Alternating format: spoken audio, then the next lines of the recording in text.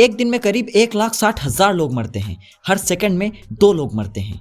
सदगुरु कहते हैं कि ये बुक उन सभी लोगों के लिए है जो एक दिन मरने वाले हैं, और हम सब जानते हैं कि एक ना एक दिन हम में से सबको मरना है।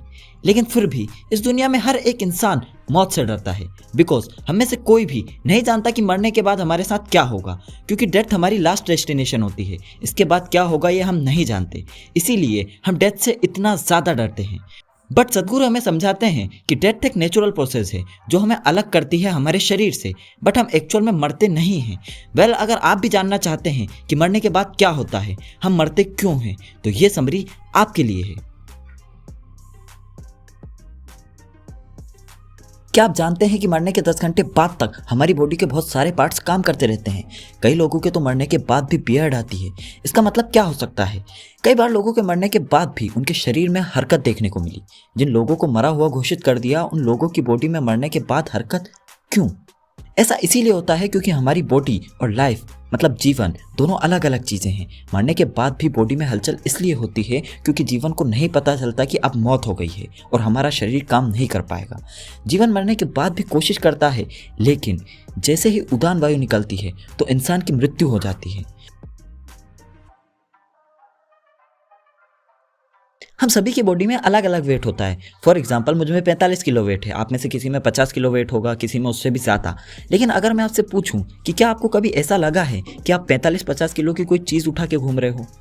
इसका आंसर डेफिनेटली एक बिग नहीं होने वाला है, क्योंकि कभी भी हमें ऐसा नहीं लगता कि हम किसी 45-50 किलो की चीज़ मतलब अपने को अपने ही शरीर का वजन कभी नहीं लगता।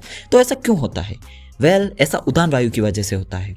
उड़ान वायु आपको शक्ति देती है कि आप अपने वेट को अनकॉन्शियसली उठा सकते हैं। अगर आप उड़ान वायु को कंट्रोल करना सीख जाएं तो शायद आप भी रोनाल्डो की तरह उछक सकते हैं। सदगुरु के हिसाब से तो आप उड़ भी सकते हैं। उड़ान के बाद आता है व्यान।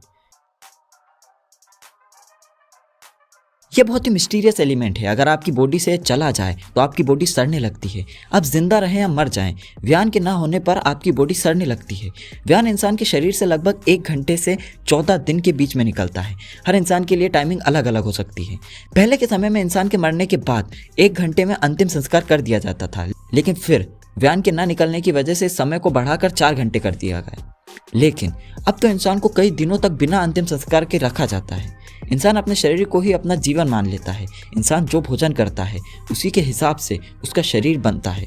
वास्तव में हमारा शरीर हमारा इकट्ठा किया हुआ भोजन है। हम इसी भोजन के ढेर को जीवन समझ लेते हैं, जो कि बिल्कुल गलत है। वास्तव में जीवन तो कुछ और ही है। जैसे ही हमारी मृत्यु होती है तो हमारा अंतिम संस्कार 4 घंटों में करवा देना चाहिए। ऐसा इसीलिए क्योंकि जैसे ही हमारी मृत्यु होती है हमारे शरीर में से हमारा जीवन निकल जाता है, लेकिन वो आसपास ही रहता है। हम जितना ज़्यादा टाइम अंतिम संस्कार में लगाते हैं हमारा जीवन उतना ही ज़्यादा परेशान होता है। उसे लगता है कि ये शरीर जीवित है। जैसे ही हमारे शरीर का अंतिम संस्कार कर दिया जाता है तो हमारा शरीर समझ जाता है कि अब और जीवन संभव नहीं है।